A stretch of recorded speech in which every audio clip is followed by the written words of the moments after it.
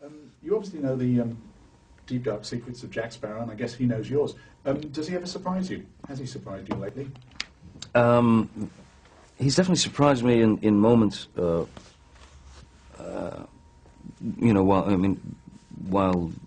sort of in the midst of the process, in the middle of a scene and whatnot.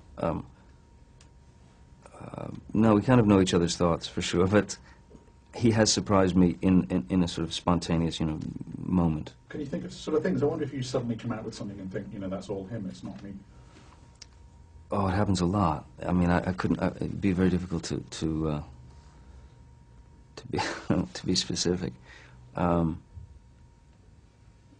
I can't think of one specific moment, but I mean, it does happen a lot. There was a lovely shock, surprise about the first film, and obviously that shock or surprise is gone, but what do you think the third film has that will give us a surprise, will give us a shock, be something unexpected? What's unexpected about the third film? I think too, I mean, although I think it's stands on its own very well as a good film, I think that 2 had a greater responsibility than 1 or 3 do, in the sense that it was the sort of glue that and 3 feels like to me that it's closer in tone to 1 in terms of humor and being character driven. But I will say, the special effects in 3 and some of the sequences, the more sort of heightened sequences, definitely far surpass the work that was done on 1 or 2. It's pretty intense. Maelstrom sequence. I mean, none of us have seen this, but there's this Maelstrom sequence which is being talked about. Is that on a bigger scale? I mean, how would you describe that scale? On what scale is it? I'm not sure it can get bigger than that. I mean, it's just enormous. It's just, what I have seen, I've seen bits and pieces of the Maelstrom sequence, and it's staggering. It's a staggering piece of work. Gore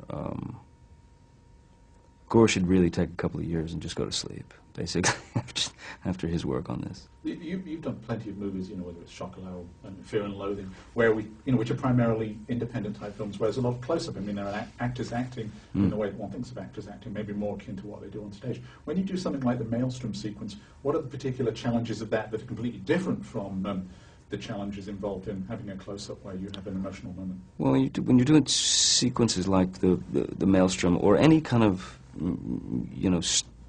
action-driven, sequence, whether it's stunts or special effects or something, for any length of time, what happens, or at least what happens to me, is I wind up going to the director, going to Gore, and saying, "Please, can we do a scene where I speak? I just want to do a scene, I just want to act again, because you find yourself in, where it takes like 8 hours to capture a moment that's going to last for a quarter of a second or half a second on screen, that kind of thing.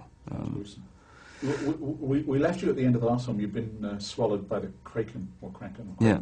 Are you still in the belly of the beast at the start of this one? Where are you at the start of? Yeah, I mean, presumably, yeah. Well, once down the gullet of the Kraken, Jack Sparrow ends up where no sailor wants to end up, which is in Davy Jones's locker, which turns out to be far worse than he'd ever imagined it to be, or anyone had ever imagined it to be. You're faced with things that you certainly weren't ready for. So that's where we pick up with Jack. Keith Richards is, of course, famously in this film. What was it like? Was there a shock of recognition between Jack and his dad and Jack? Oh, yeah. Yeah, the funny thing is, I mean, I felt so comfortable.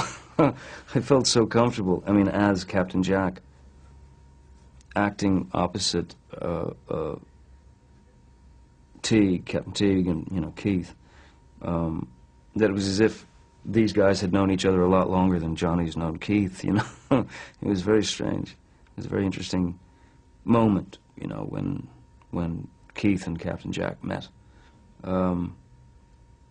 in terms of Keith, man, I was so impressed with him, with what he was able to do. This guy came in and just owned us all, you know. Really, it's the first time I'd seen the entire crew show up on set, just for a glimpse of the maestro, you know. Everyone, guys were like, you know, peeking behind one another just to see him work. Again, we don't know much about, most of us don't know much about this film, but again, it seems to suggest that we're seeing the end of the age of piracy. Now, historically, I guess we've seen pirates as sort of bad things. They went around sort of raping and pillaging, etc. And yet this film seems to be posited on the idea that there's something rather sad about that. I guess it was more complicated than we historically have thought of pirates, but is it sad that, what's sad about the end of the age of piracy, do you think? Well, it's huge conglomerates, isn't it? I mean, the metaphor is right out there. It is. It's globalization, you know. And also with regard to historical pirates, I mean, historical pirates, we don't know all that much, you know. I mean, the views that we have or the perspective that we've been given has come from, you know, the other side, you know. And if you go back and retrace the sort of even political opponents, stuff like that, boy, you could really have a ball with that kind of thing. So, I mean, I actually think that there were some pirates certainly that were, you know, villainous, you know, thieving, you know, horrific thugs. But I actually think that there were some pirates who were, yeah, a bit more like Captain Jack, you know, who were just sort of, you know, let's have a ball, you know. Let's get what we can get, do what we can do, you know. Come through it as unscathed as possible, try not to hurt anybody, try not to get hurt, and have a drink.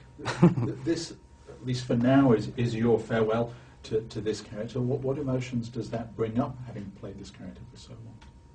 Oh, you know, it was